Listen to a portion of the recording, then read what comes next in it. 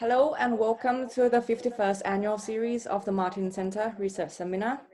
This seminar is hosted and supported by the Martin Center for Architectural and Urban Studies. This is the research arm of the Department of Architecture at the University of Cambridge. My name is Nacha and I am here today with my co-convener, Lai Peng. And joining us on the panel today are Dr. Ying Yin, who is the director of the Martin Center, and of course our speaker, Dr. Barnabas Calder. So thank you all for tuning in today. So in terms of how today will work is in a minute, I will hand over to Ying and who will give a few words to kick us off and to introduce you to our speaker. And Barnabas will then talk for about 30 minutes and we will open the floor to questions. There are several options for questions. After the talk, you can virtually raise your hand by pressing the button at the bottom of your screen. Once you do this, we would then be able to promote you as a panelist, and you can turn on your microphone. And you can turn on your microphone and turn on your video, and then you can ask your questions. If you choose this video option, please be aware that this event is being live streamed on our Facebook page as we speak. The webinar is also being recorded and it will go on our YouTube channel. If you prefer not to be on video, you may type your questions in the Q&A and my colleague and I will ask the questions on your behalf. Now, without further ado, I would like to hand over to you. Thank you very much, Nacha, and well done to have pulled off with a great series again, just like during the lockdown, actually before the summer and in the Easter term. So, and many congratulations to all the student organizers, Nacha, Kai, and the student supporters in organizing this seminar. And I'm really delighted to have Dr. Barnabas Calder, who is a senior lecturer in architecture from University of Liverpool, to talk to us on a topic which I think every architect will be interested in, and building and energy from prehistory to the present. So who would like to do that? And Barnabas actually has written a book as well, which there's more detail later in the talk. So I would very much look forward to the talk, Barnabas. Maybe I should hand it to you because there'll be a lot of content there, right? Thank you. Thank you ever so much for the warm welcome. Thanks all of you for signing in, and thank you to the Martin Center for inviting me and organizing this wonderful series. Cambridge University, our broadest host today, has made a big, brave, wise decision to take its substantial investments out of fossil fuels. We all know why. Anthropogenic climate change has the potential, if not stopped within the next 2 to 3 decades, to become the biggest killer of the generation that are now children, and potentially to make life on Earth impossible for humans. Fundamentally, climate change is an energy problem. More than 95% of fossil fuel CO2 emissions in 2018 were produced by burning them to provide energy. And whilst renewables are on the rise, total fossil fuel consumption for energy supply continued to increase annually until the COVID wobble this year. Buildings and construction amount to around 40% of greenhouse gas emissions. Radical change is clearly needed from architecture and construction. This is familiar, if terrifying, territory. Energy use is the central challenge of contemporary architecture. Today, I want to argue to show you that this has always been the case. For as long as human beings have built buildings, it's my contention that form follows fuel, that the energy regime of a given society, its food supply, its heat sources, and the power it could muster to move or work materials, energy is overwhelmingly the biggest factor in shaping architecture in all places and all periods. This has fascinating historical ramifications, which I'll tease you with in this short talk, and which are explored in greater detail in my book, that's coming out unpropitiously on April Fool's Day. It also has immense implications for current architectural practice and education.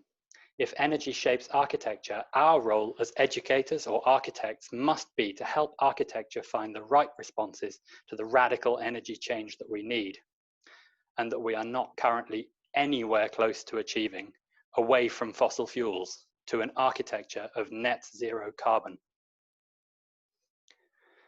For most of the history of anatomically modern humans, the only energy systems were hunter-gatherer ones. Small groups, in most cases moving around to find naturally occurring seasonal food resources across a large area of land. The buildings of most prehistoric hunter-gatherer groups leave disappointingly few traces. Perhaps the oldest substantial remains are from the last ice age, about 14,000 years ago in what's now Ukraine. And it's entirely clear how far this first building is fundamentally an energy project. No ape has ever survived without buildings above 40 degrees latitude, even in warmer climate periods. This house is there to maintain the warmth from the fire in a frozen ice age landscape. And the food energy that the people who built it were in these frozen zones to pursue, mammoth and reindeer, also provided the materials for the building, bones and hide. Bones were also burnt as a significant component of their heat supply. Hunter-gatherer structures have been found to be closely geared. The more they were to be used, the more energy the group would invest in building them. The world-shaping energy revolution of farming produced a radical shift in architecture to energy systems where the landscape itself was transformed to maximize energy production, farmed crops, animals, and biofuels. This was the energy system of a substantial majority of the world's population for millennia, producing much astounding architecture and impressive cities which occasionally achieved populations of more than 1 million. Agrarian societies ran on net zero carbon, but their limited energy supply meant that 80 to 95% of the population lived in poor housing and ate a narrow diet in order to support the 5 to 20% of the population who did not need to farm to live. The small pinnacle of these steep agrarian hierarchies lived in luxury and was responsible for commissioning the religious and secular monuments that dominate architectural history surveys. There is much to respect about the technical and artistic achievements of many agrarian monumental buildings, but the underlying energy mechanism that unites them is relatively simple. In agrarian societies, labor is cheap for those who control the energy surplus. Walter Scheidel has found that if converted into the cheapest available calories, the pay of building laborers from 1800 BCE to 1300 CE varied by only a modest factor, remaining around the level of bare bones subsistence. In other words, laborers would build in return for around the amount of food that allowed them to come back and build again next day. Thus, societies with unusual amount of food, concentrated in few enough hands,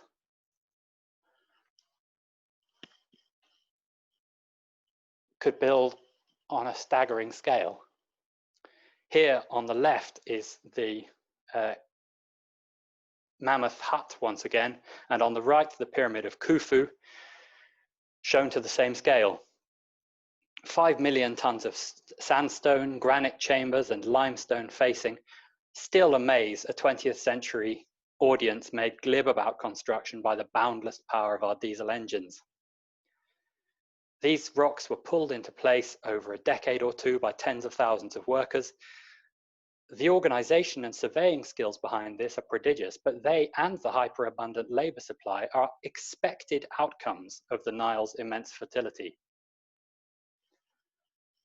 Rome's baths of Caracalla, too, shown again to the same scale in the illustrations by Gingerhead Design for my book, were astoundingly big, again in large part because of the Nile's grain energy. The long peak of the Roman Empire's power and spread coincided with a climatic optimum, decades of ideal farming weather, and the vast ruins of the Eternal City overwhelmingly date to the centuries when Rome controlled the grain basket regions of Egypt, North Africa, and Sicily, with systematic importation of grain to Rome, making it the only city to exceed 1 million inhabitants in the pre-industrial history of Europe. If labor was cheap in agrarian energy economies, heat was not. It's a simplification, but not a wild one, to state that in mature agrarian landscapes, heat crops, predominantly wood, were in direct competition with food crops for space. This limitation is referred to by energy historians as the photosynthetic constraint, the idea that in a society that relies on new plant growth for almost all its energy, a finite amount of sun energy can be converted by photosynthesis within a given area of land, and only a proportion of that will end up as useful energy via human and animal food or fire fuel. No agrarian society could lastingly break free of this upper limit on their energy supply. The rivalry with food production meant that more populous societies were often particularly short of heat. Václav Smil calculates that hardwood coppices, once the wood has been burnt into charcoal for industrial applications like metallurgy, only secure around 0.1 watts per meter squared of heat energy sustainably. There was a background requirement for cooking heat and in cooler places for heating, so that a city as far as north as London, in medieval conditions with a population of 10,000 people, required 10,000 hectares of coppiced woodland to sustain its domestic and industrial heat requirements. Heat for construction was therefore an expensive luxury in the agrarian world. As late as the 1580s, in northern England, a very rich family used thick timbers secured by wooden pegs to avoid the combustion of wood required to make iron nails. Heat was used either when it was unavoidable, like lead for waterproofing, or as a form of conspicuous energy consumption, like Gothic stained glass, the ceramics of Persian mosques, or the gilded bronze tiles of the Pantheon's roof. In this context, the millions of fired bricks that still make up the visible surface of so many Roman ruins seem puzzling. Why didn't they use stone and avoid the heat input? Brilliant work by Janet Delane has shown that of the vast bulk of the Baths of Caracalla's main block, brick made up only 2.7% of the building's volume. 76% was made up of stone and minerals extracted within 20 kilometers of the building site, minimizing both heat and transport energy inputs for the job. A thin brick facing to the concrete walls made work efficient and robust, but used as little brick and thus as little heat as it could. Ostentatious bronze and indispensable lead both required heat inputs, but the most conspicuous form of consumption in imperial Roman monuments consisted of marble and other luxury stones that made up the facing of monuments like the Baths of Caracalla or here the Pantheon. They were prestigious precisely because they were so hard to extract and transport. Visible manifestations of the spread of the empire and of its power. Moving 50-ton monolithic column shafts from Aswan to Rome and raising them was glamorously difficult, even with abundant cheap labor. Delane's study of the Baths of Caracalla reveals that this icing of exotic stones, though immensely conspicuous, made up only 0.5% of the volume of the Baths of Caracalla. Instead, most of the work was a welcome job creation scheme for the urban poor whom the emperor was feeding, whether or not they worked.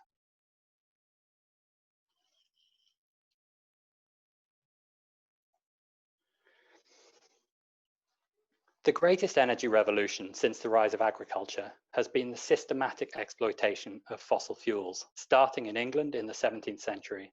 It made the modern world, including, much though we rightly deprecate fossil fuels now, much of what we value. Whereas an agrarian farming family could produce up to 1.2 times more energy than they consumed, a Victorian coal miner could extract 2,500 times more energy than that. 500 times more energy than he consumed in calories. More remarkably, this immense energy supply cost almost no farming land, so coal production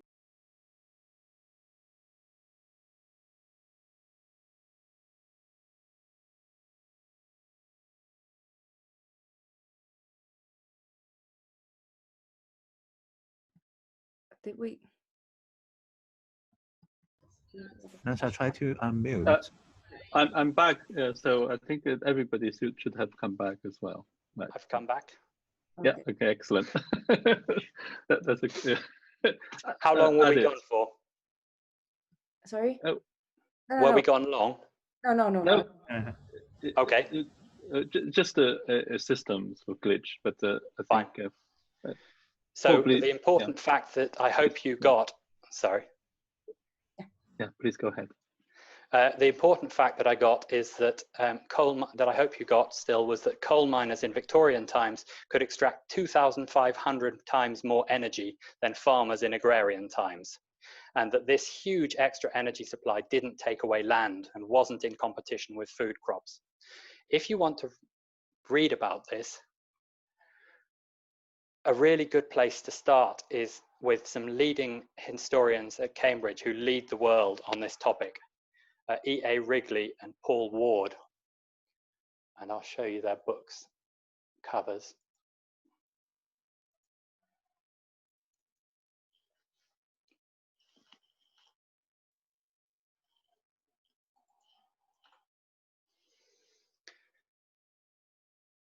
These books should be on every historical reading list about any topic with any contact with Europe since 1600. The architectural implications of coal's astounding injection of cheap, intense heat into the energy economy are unmistakable and arose within decades of really significant coal trade to London. Once they were made with coal glass, windows went from this in the 16th century, pretty to our decadent eyes, but technically appallingly bad glass, to this 100 years later. Big panes of optically excellent glass, clear and colourless, smooth, undistorting, making up far larger windows. Industries like glass and metals benefited from a new dynamic. Under the agrarian photosynthetic constraint, if a heat-intense industry boomed, it raised demand and therefore prices for firewood. So its products prices went up and limited the boom. With coal, booming industries made mining worth greater investment and over a period drove down the price of coal, allowing the business to thrive further and drop its prices, unleashing the near exponential growth of the centuries since. But not everything got cheaper. Labour costs rose considerably with the rise of fossil fuels, both relative to heat costs and in terms of day wage expressed as cheapest calories. So the Georgian houses, whose origins are so well exposed by Elizabeth McKellar's wonderful books, used far more heat for bricks, glazing, and unneeded iron ornamentation, and later for gas lamps as well, than the houses of the medieval mercantile classes. But the Georgian houses also used far less skilled labour for decorative work than medieval houses of equivalent mercantile importance. The historicism of the 19th century can disguise the huge change that this represented, making architecture from the age of the steam engine and cheap coal look superficially a bit like the structures of the agrarian elite. But the reality was that the quantity of robust big buildings and the size of cities had changed fundamentally with coal, and the techniques of their production had changed too.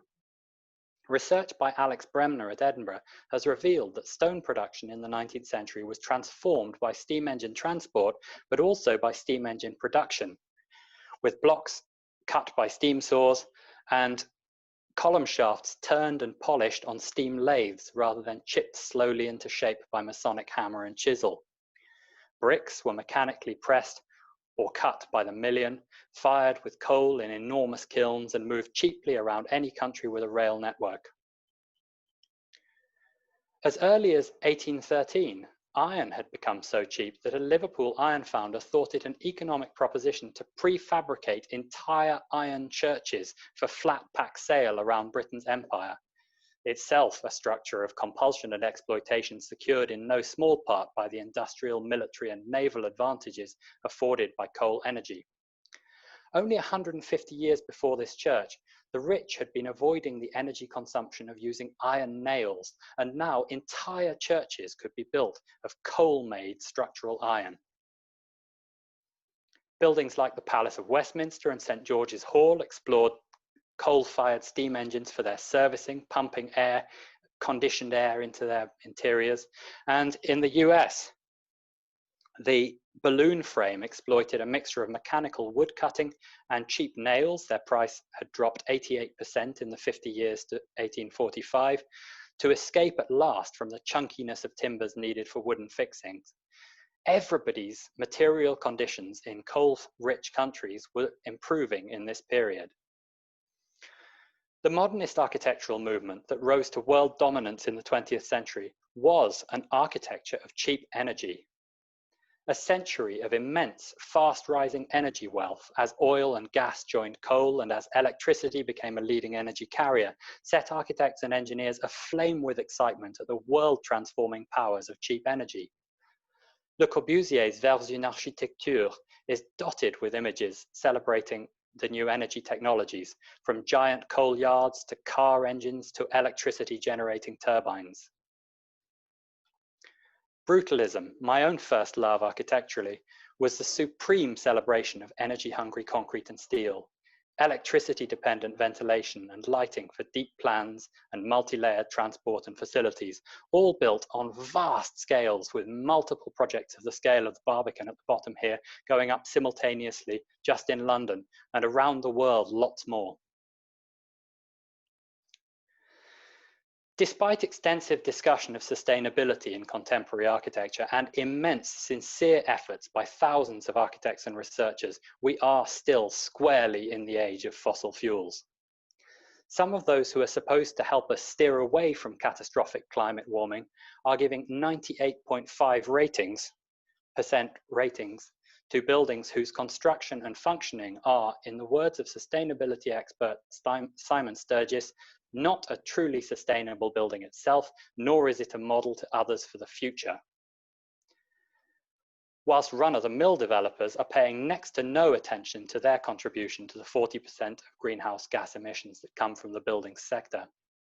Government regulations in Britain on new construction are painfully deficient, resulting in another generation of buildings that will almost all need to go through significant expensive retrofit before we can reach net zero carbon. And Robert Jenrick's new permitted development rules are explicitly aimed at stimulating more demolition of viable existing buildings.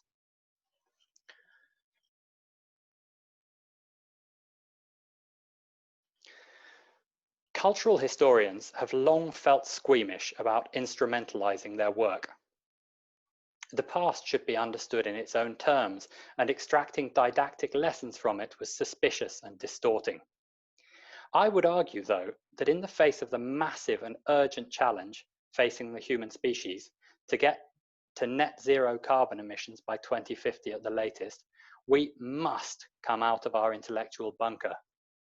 We need to allow history to help us understand the profundity of the challenge and to see not only how very historically anomalous our current global energy consumption is, but also how fundamentally it has shaped every aspect of modernity, from social structure to building design. There are some superb historians working on aspects of the relationship between architecture and energy, from Dean Hawkes's pioneering work on the formativeness of climate in architectural design, being explored too by my colleague in Liverpool, Ranald Lawrence, through Daniel Barber's work on modernism without air conditioning. He's speaking this time next week in this series, and I can't wait to hear it. Alex Bremner's work on Victorian architecture and coal, Joseph Siri, Jathui Chang, and Rosa Urbano Gutierrez on aspects of air conditioning as an architectural influence, and some superb archaeological and anthropological work on hunter-gatherer and agrarian societies. The field of architecture and energy history is about to boom, and there's room for everyone to ask, as part of any historical research, what is the energy regime of this place and time, and in what ways does it limit or enable the activities I'm studying?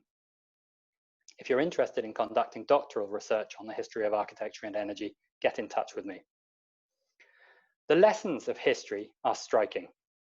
our architectural norms would have been completely inconceivable without heavy fossil fuel inputs. The energy requirements of the world's cement industry at present are immense, around 6.7 trillion kilowatt hours.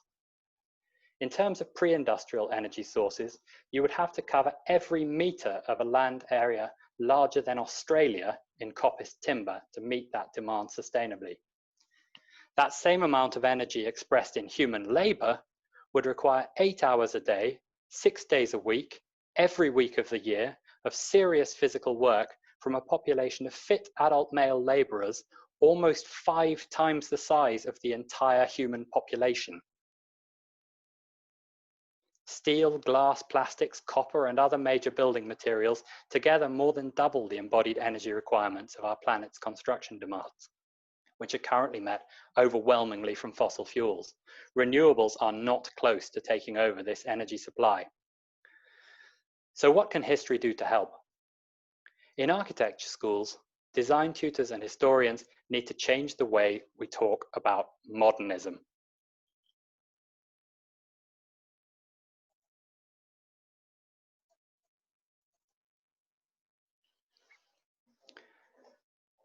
At present, the giants of the 20th century, Le Corbusier, Mies, Kahn, Venturi, and so on, are widely lionized.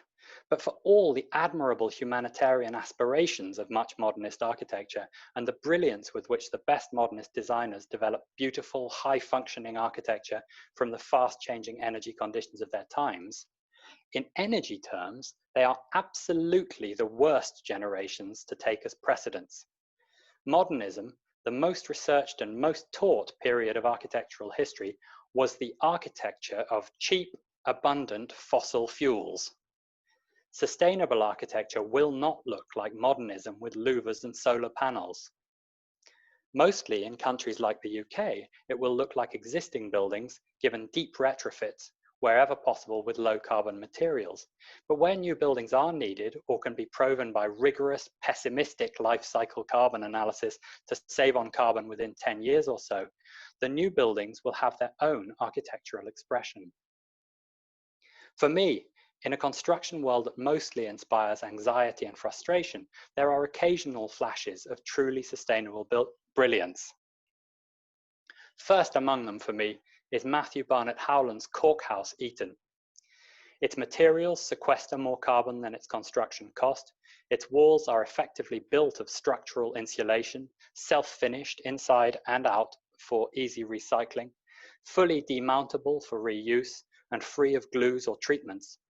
And its technical achievements, the outcome of a sustained research collaboration with the Bartlett and the University of Bath, are given beautiful and appropriate architectural expression. This is not modernist slickness compromising with sustainability, but a new architecture that arises from the materials and techniques of sustainability. It's a future I would be thrilled to live in. Thank you very much.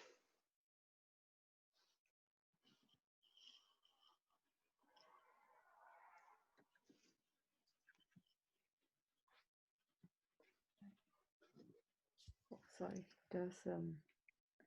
so thank you very much for that wonderful presentation. Now, while we wait for people to type their questions, or I think people are typing my questions. So let me remind you again that there are 2 ways you can ask your questions. So you can either raise your hand virtually by clicking on the button at the bottom of your screen, and we could then promote you to the panel, and then you can turn on your video and sound and then speak to Barnabas, or you can type in your questions in the Q&A box. So yes, Ying. And while people are preparing for this question, could I ask you, Barnabas, a question? You said earlier that for a long time from prehistory, it was indeed forms that follow fuel, right? And but this actually conflicted, it seems, with the modernist approach of forms follows function. So what could have been that change, and how that change actually came about, do you think? Actually, what are the key factors that actually has made such a major shift? I think form continues to follow fuel even in Sullivan's saying that form follows function, in the sense that the function that Sullivan is referring to is the function of a high office building made possible by the coal that made the steel available, or the iron in the early ones, by the lifts that run on reliable electricity supplies, by the complex mechanical services that are required for building more than a few stories to deal with pressure differentials for fire hydrants and sewage systems and so on. And all of these very high energy services requiring both a high technology and high energy inputs for their embodied and operational energy are the functions that modernism was working around. They didn't know, of course, that carbon emissions were a problem, and therefore they completely understandably approached the world with a sense that the extraordinary level of energy that was being made available to their generation in a way that had never been the case before should be used to improve the lives of ordinary people. They don't tend to call it energy, they tend to call it mechanization and technology, and they notice the social change and so on. But what they're actually referring to is energy carriers and energy changes. When you look at the things that Le Corbusier sees as shaping the world, it's cars and aeroplanes, which are of course two energy technologies. It's concrete and steel, which are very energy hungry materials. It's big pieces of glass, which are produced in this very energy hungry way with float glass on molten tin. It's all of it single glazed and uninsulated because the heating systems are assumed to get cheaper by the year, and therefore they just allow the heat to radiate out of these buildings in crazy quantities and pour the heat in. In the Villa Savoie, Le Corbusier talks about the fact that the damp is a bit of a problem, and what's needed is superabundant heating. It's nightmarish to modern ears. Sure. Well, human beings are not very well disciplined, right? So in the past, forms followed fuel because fuel was very expensive and in some cases simply just very scarce. Now, the question then is to do with how you might do this in the world where energy is still quite cheap. Yes, well, but what they therefore economize on reverses. So when heat is cheap and labor is expensive, then modernism is obsessed about reducing labor demands. Whereas when labor is cheap and heat is expensive through the agrarian period, it's the other way around, and you use as much labor as you can. You substitute labor for heat wherever you possibly can. So you drag stones around rather than firing it into cement and pouring it as concrete. And in hunter-gatherer societies where all forms of energy are scarce, you build as absolutely as little as you can get away with, and only when you desperately need it. And that series of very direct form follows fuel responses, they're responding to exactly the conditions of their time, that there is no surplus in a hunter-gatherer society, there is a labor surplus in a fertile agrarian society, and there is a heat surplus in a fossil fuel society. And we are meanwhile busily continuing to pretend that we're a fossil fuel society and exploiting that heat surplus in a completely terrifyingly reckless way. Sure. Yeah, if I may, I wonder how this new book of yours relates back to other book on concrete. So as a Twitter follower of yours, I realized that before you've embarked on this journey of writing this new book, you have stick to being brutal concrete. How does that change? Like what happened? Thank you for that question. I love brutalism. I think it's so beautiful and so exciting, and I love the slightly neglected quality of it. So the last time I gave a talk at the Martin Center, it was called "A Violin Out of Fucking Concrete," which was an Albert Finney quotation about the National Theatre, and that was what I spoke about. And I then, as I read more and more about the current situation with concrete and its total and utter and irretrievable unsustainability because of the level of carbon emissions required from its, about half the carbon emitted by the cement industry is from the chemical reaction that produces cement rather than from the energy inputs. So even if you made it with exclusively renewable energy, it's disastrously carbon emitting and we have to stop using it. And once I found that out, I had a moment of personal crisis. I changed what I advised students, and I informed myself about what should happen about the existing concrete, which to my pleasure was that the most sustainable option is usually to keep it and retrofit it. But I couldn't anymore allow people to think that I just generally approved of concrete. So I changed my Twitter name, as you say, from Brutal Concrete to Barnabas Calder in order to avoid sounding as though I was endorsing a material that must go, not the bits that are already up. They must be kept, but what's new buildings must stop being so dependent on it. Okay, thank you very much for that. Now we have two hands. I will just promote you to the panel. Please remember to turn on your camera and unmute yourself. Hi. Fantastic, really interesting presentation. Thank you, Barnabas. There is one strand, though, that, forgive me, you haven't touched on so far, and that is that in parallel with this massive increase in energy consumption and energy intensity of building, there has also been a huge increase in the amount of space appropriated or taken by pretty much everybody in industrialized countries, and the availability of economical building materials and cheap servicing of buildings has also meant we're able to internalize far more space now than ever we were in the past. So continuing your theme of trying to learn from the past and extrapolate into the future, does the current climate crisis also have implications for the size of our buildings? It should do, shouldn't it? Yeah, we need to be less luxurious with space for functions where we don't particularly need to.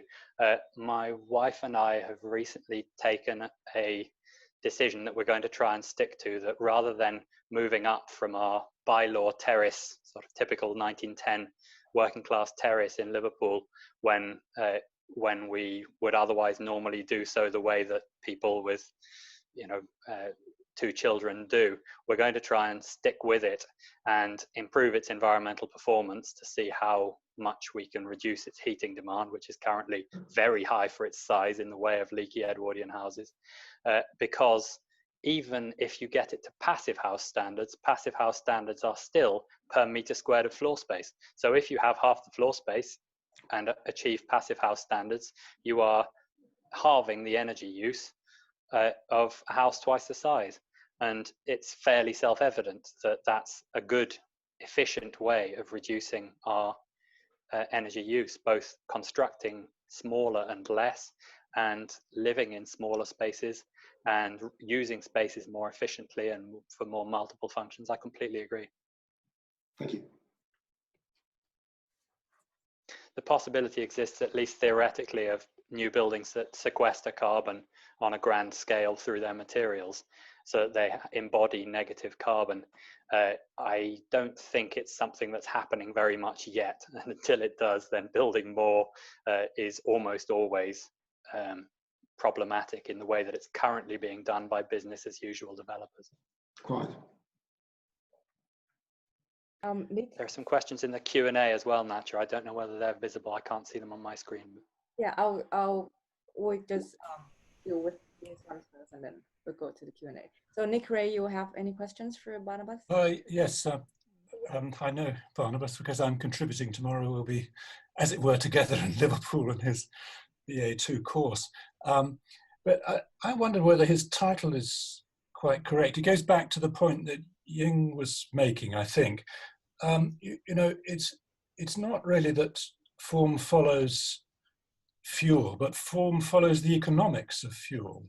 And the problem is, of course, that energy in the 20th century was so cheap. And that's the real difficulty, isn't it? So if energy was really as expensive as it ought to be, looking to the future, architects would have to have changed, and so would their clients and developers, because of course there is this thing where it's not the naughty architects really, because they, we like to think we have this great power, but in the end, if there's a developer building an office building, they're going to be talking about capital cost, and of course architects always said, let's think about the running cost, all that sort of stuff, and they might not take too much notice of it, and they say, well, look, build this thin and only meet the building regs. So in a society, if you had a properly regulated energy costing system, the building regulations would be much more severe, as it were, and B, the cost of the energy would be equivalent to its carbon cost, and that is, as it were, a political issue. And I think in the past, architects have acknowledged that, a lot of them have, and they sort of throw their hands up and say, well, yeah, but I just have to do my business. I've got employees to pay, and I'm building. You try to improve on the building regs a bit. That sounds a bit feeble, but but do you take my point about that, which I think was Ying's point, really? I completely take your point, Nick. I don't blame individual architects for the struggles they have getting their clients and planners on occasion to let them do the things that they want to do to improve the environmental performance of their building.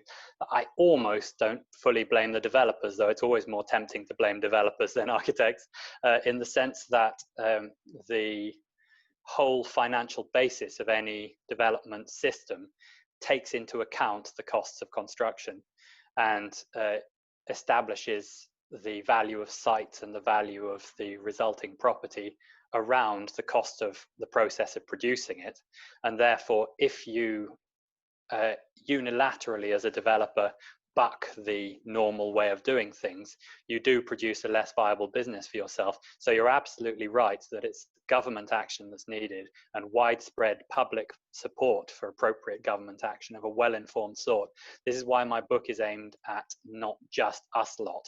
I've aimed it at a wider audience as well, because at the moment, the middle class concerned with sustainability sort of voice that you hear on Radio 4 endlessly agonizes about straws and plastic wrapping on cucumbers, and doesn't talk about insulating its homes and making them airtight and installing mechanical heat recovery in them. And therefore, they are fiddling while Rome burns, fretting over reusable bags, when these hugely greater quantities of energy are pouring out of their large houses.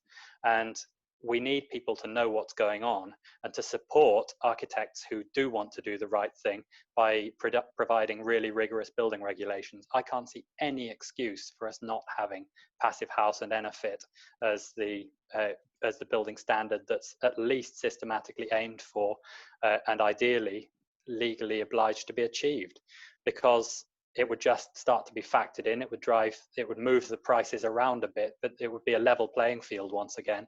And it would allow everyone to do the right thing and still make a profit. So I completely agree that there's a structural problem that is not in the control of any one individual. And in terms of the subsidizing of energy and your argument that it's energy's economic value that makes a difference, I would call to my side of the argument the origins of economics, which originate in energy payments. The earliest currency of any sort is in the city of Uruk, which is the first known city, and it was a standardized bowl size which was used to allocate barley payments to workers. So the first currency was energy, and that predated coins by thousands of years. And coins came in essentially as a stand-in for energy, as a more convenient way of passing energy from person to person. And the money economy is always very closely tied to the energy economy.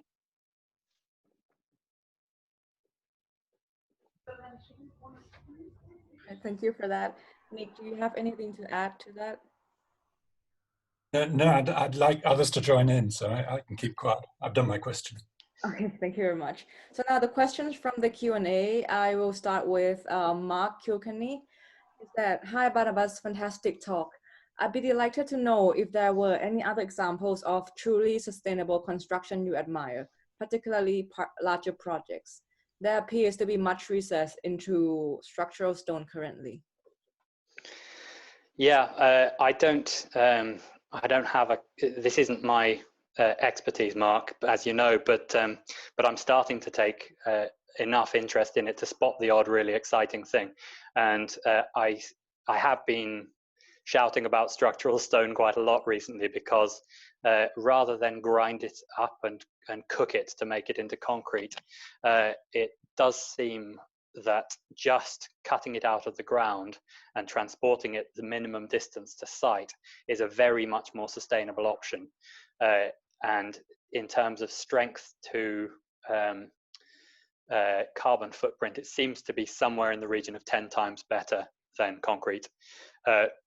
And therefore, as a material that offers a hope of long-lasting rigid buildings as opposed to the slight wobbliness of timber buildings as you go bigger, and that has some of that kind of great integrity and structural pedigree of stone, I find it a really tempting and exciting material.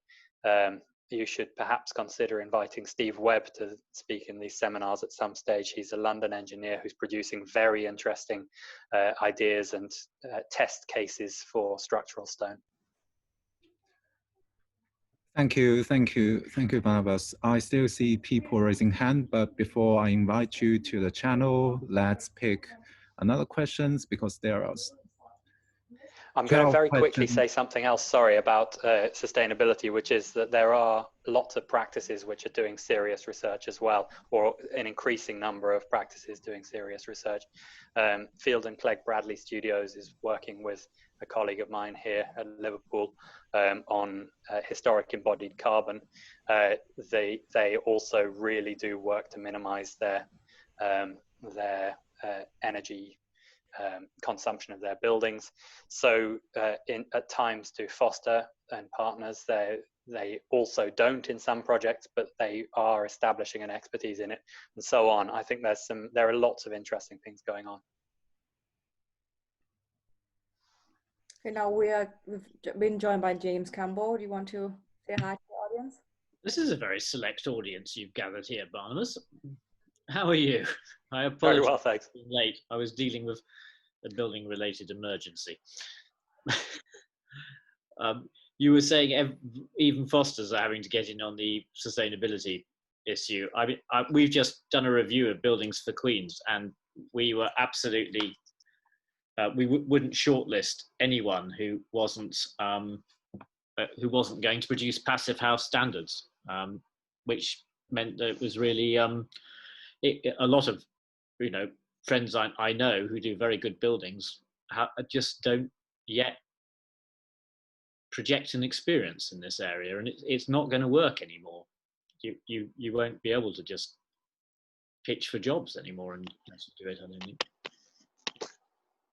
I hope you're right. So far, people are doing absolutely fine without knowing how to do passive house. Sadly, I think it will be led by the clients. It will be led by people like so the university. I mean, in much the same way that the Erasmus building in Queens was, when it was first put forward, was a rather nice sort of traditional brick town hall, and the students turned around and said, no, that's not going to work anymore. You need to do modernist architecture. Now the students would not contemplate us building anything that wasn't zero carbon. It's unthinkable.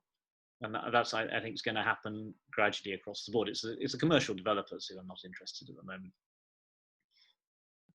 But no, I think and this means that practices do need to get their act together.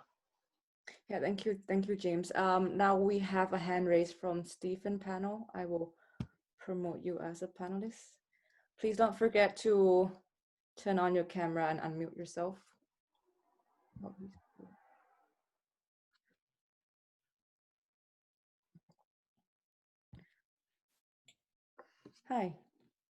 Hi. Hi, Barnabas. Nice to see you. Greetings from Newcastle. Thanks for a stimulating, provocative talk. I completely agree that we have to completely change the way that we teach architecture and really rethink our values and that we base the whole pedagogy on. And I was going to ask a question that Nick asked, really, to suggest that form doesn't necessarily follow fuel, but follows the cost of fuel. Because if you think about, Mises, Farnsworth House, or Philip Savoy, so on, it kind of abstracted fuel out of the equation and just did what it liked because it assumed that fuel would be cheap. So I'll side shift onto a different question. Don't you think that these values that we need to rethink for teaching architecture, including the history and everything else, technology around it, aren't they kind of based on the Enlightenment values of the idea of progress, that we can kind of control our architecture and our environment through technology and improve and make society better through it?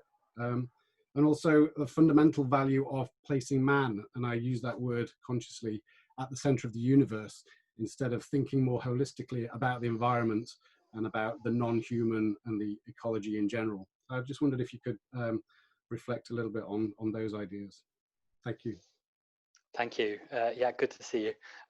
I think this is something I'm really torn about at the moment, because I really like the whole meditative, intellectual, broadly culturally based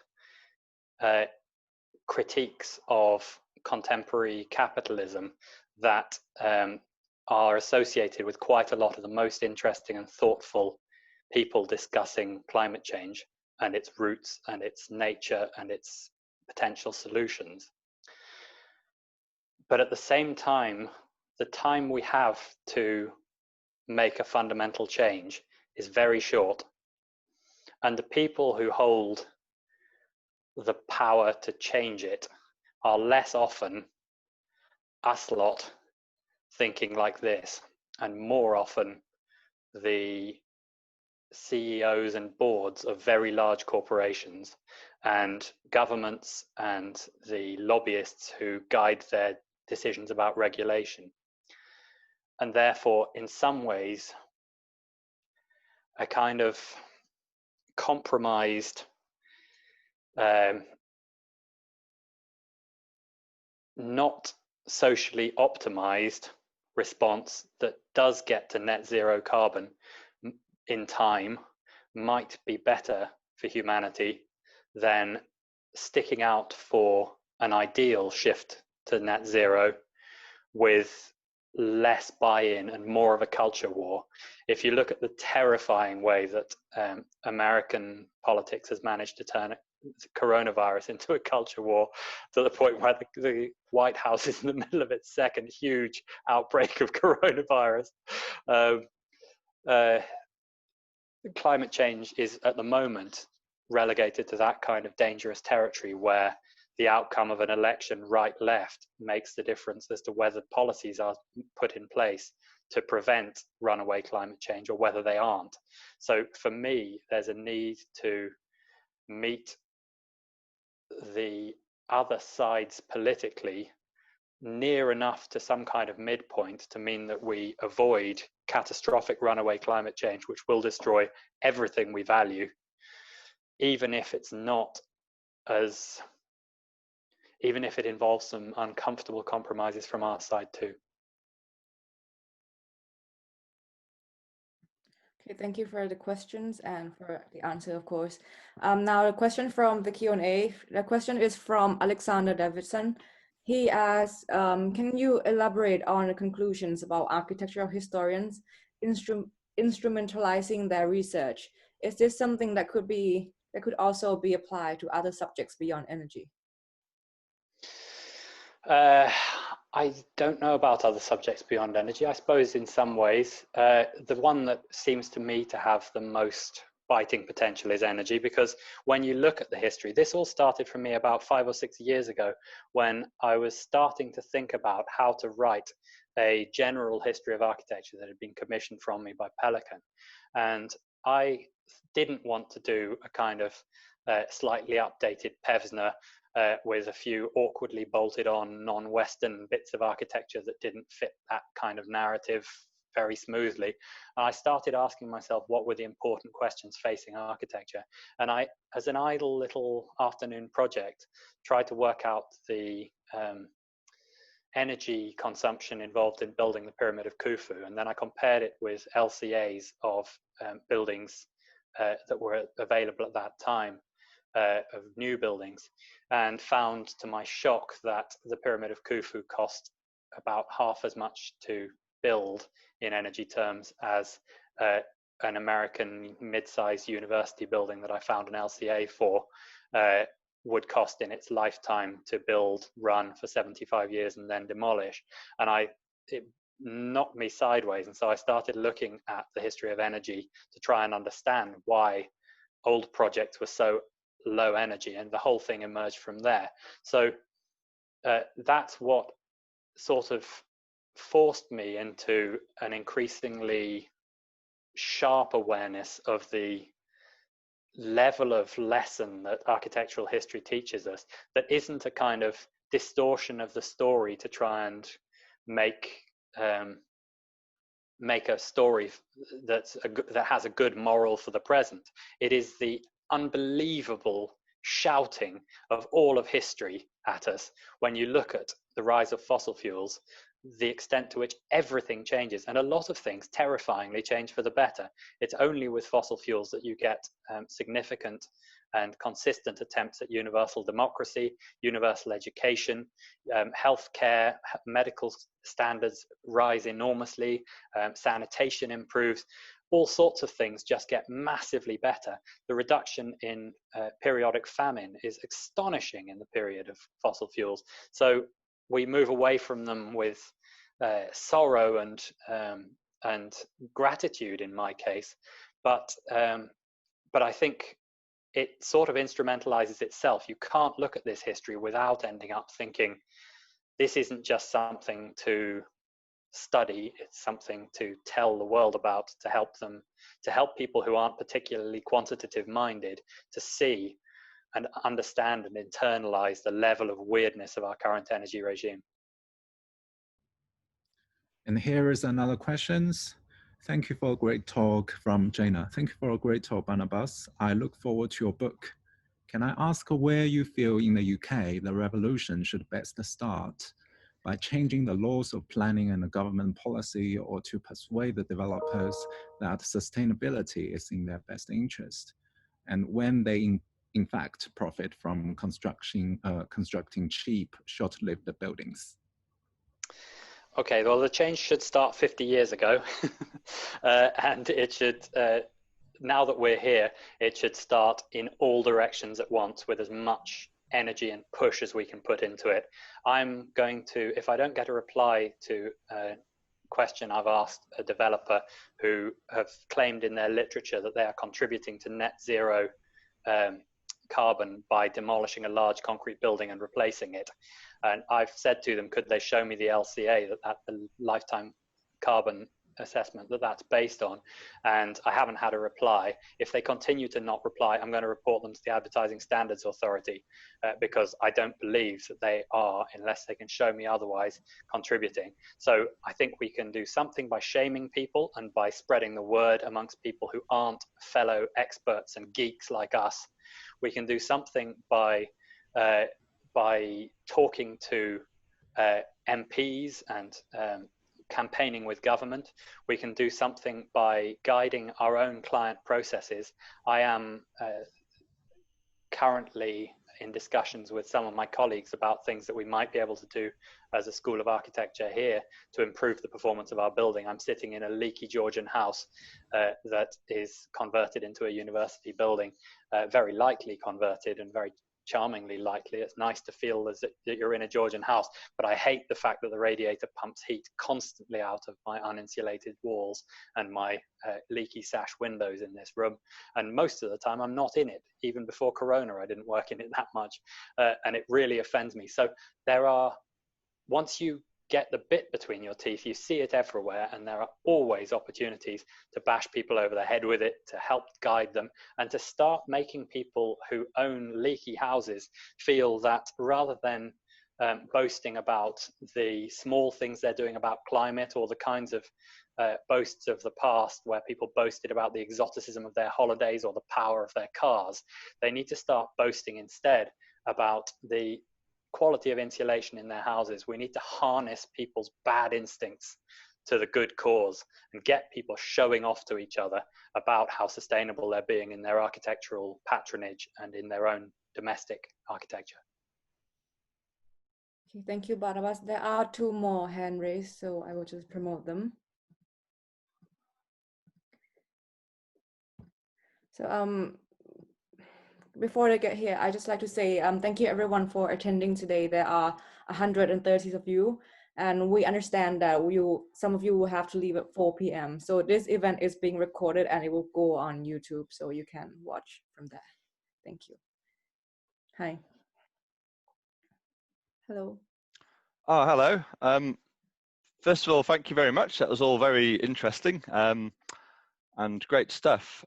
So I totally agree with you that Passive House and Enefit, if they were rolled out as mandatory energy standards, that would be great. They're the most robust metrics and processes for driving down a building's energy consumption that I've come across in my professional world.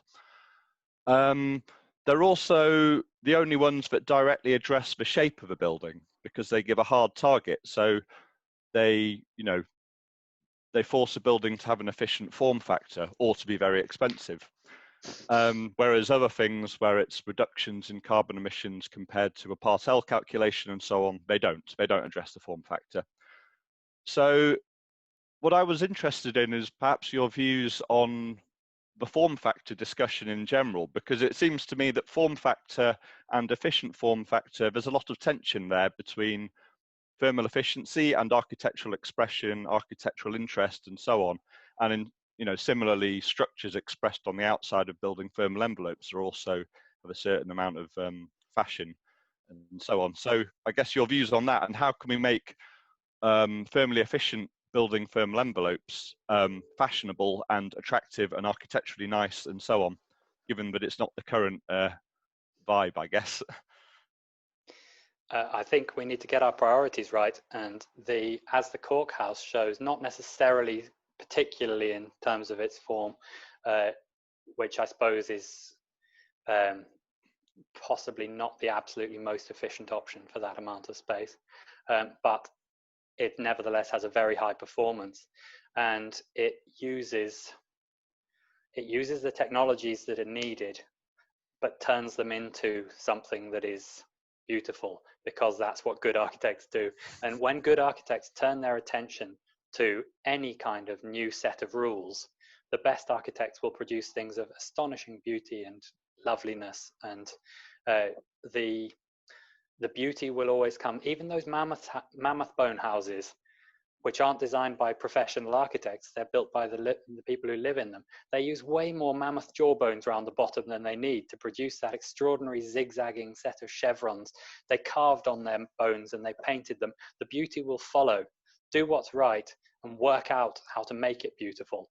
But and form factor has historically been a huge thing in relation to climate. If you look at the history of there's a wonderful Charles Carrere article on this, that the northwestern European tradition of boxing your house in as centrally as you can, so that the heat moves between rooms as much as possible and doesn't have too much external area to be lost through in a cold climate, is totally inappropriate to India, which traditionally forms many of its buildings around courtyards, because what you want is the air and the shade.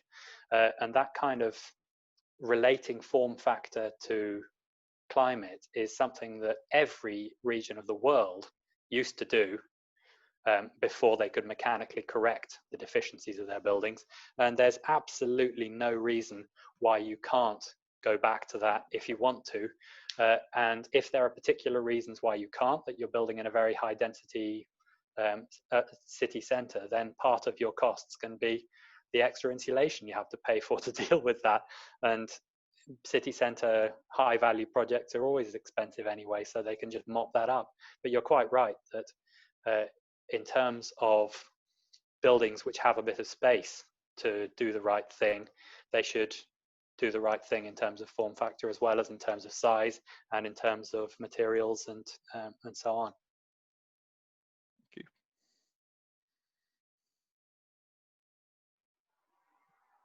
Oh, would you like to ask some questions? I can't see your names here.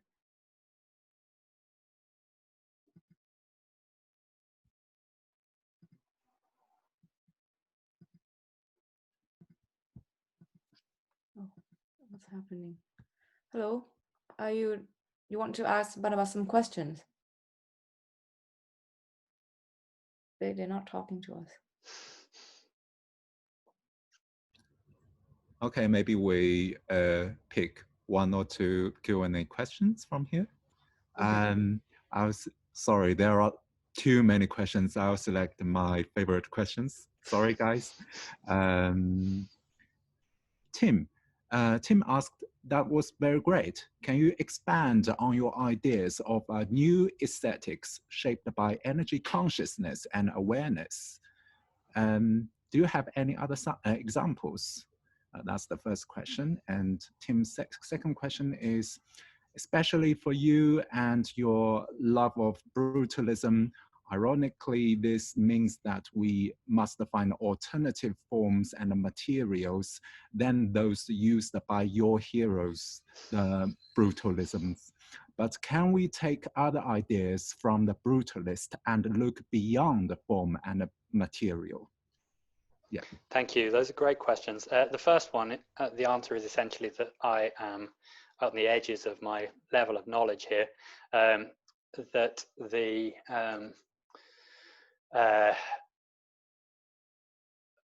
Cork House is one that's particularly grabbed me because of the quality of research behind it and the quality of the aesthetic of the result. I'm quite sure there are lots of people doing good things around the place, and there are probably people in this audience who know of really superb design responses to the energy realities of their circumstances.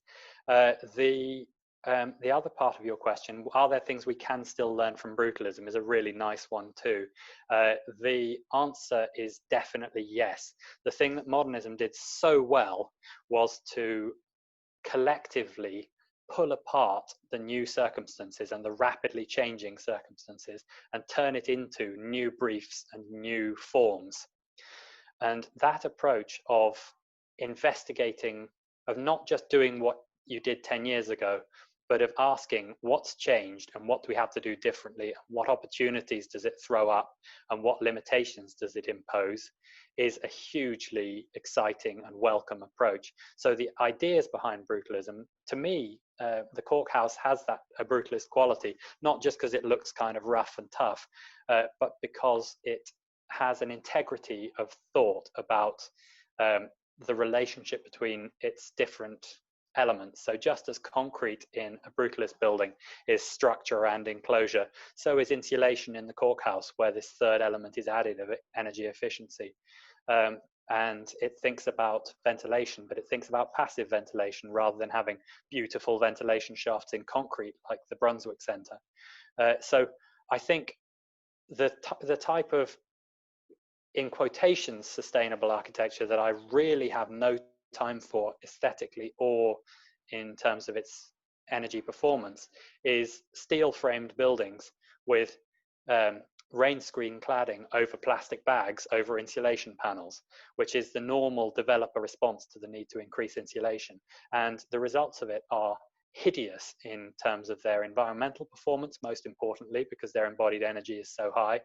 I don't believe, looking at some of them going up, that they've got a very long life in terms of decades. They just look as though they're going to fall apart again. And some of them, I've thought that, and then the brick slips have all fallen off the front. And so I've been right, and others are still so far looking okay. But that kind of flammable fridge door material that they use as cladding, now with any luck not flammable anymore, is no kind of answer to the question, what should sustainable architecture look like? It's a kind of sticking plaster that in some ways, because it pretends to be improving sustainability, is almost worse than being openly unsustainable. Okay, thank you for that. I think we have to conclude here. So unless James, you want to add anything? I was going to ask Barnabas one difficult problem. Some of you might already have asked him, and I apologize if that's the case. I mean, concrete, Barnabas. Are we allowed it anymore? Nope. Okay. It might be needed for a few specialist engineering applications, but I am encouraging architecture schools to set briefs which deny students the opportunity to use concrete, ideally deny them the opportunity to use steel, or at the absolute least minimize steel, because there are all sorts of interesting bits of research into zero carbon or carbon negative concrete, but that's not what's going on at the moment. At the moment, almost as a kind of culture war thing, if people don't know that if you just read the headlines about lots of new inventions that make concrete more sustainable, then it takes away the appropriate panic reaction that we should all have when we see yet another huge concrete building going up. At the moment, the extent to which most concrete buildings have reduced their carbon significantly is very limited, and therefore, until the only concrete that's legal to produce anymore is zero or very low carbon, we shouldn't be using it. We should be fighting against the very strong and very understandable instinct to cling on to one of the great structural materials of all time. But structural stone, to some extent timber, and potentially reused materials in some cases need to become more systematically parts of our vocabulary, and between them there isn't very much you can't do. There are plausible schemes for 20 and 30 story structural stone towers. We don't need to be using the amount of steel and concrete we still are. Yeah, and of course the one thing that people don't appreciate about concrete, says the man who lives in Barbican, is that it's not designed to last. I mean, it has a, you know, it has a 50-year design lifespan, which is a truly terrifying thought when you think about the amount of motorway and railway infrastructure being built across the world at this very moment. I'd like to thank Barnabas. Thank you very much. Lovely to see you again, from one Georgian building to another, our uninsulated Georgian terraced house in Cambridge, which I'm sure you remember well. And I'd like to thank our two organisers for this fantastic talk. One great thing about COVID is that we get bigger audiences for Martin Centre talk. So thank you very, very much. Thank you. Thank you.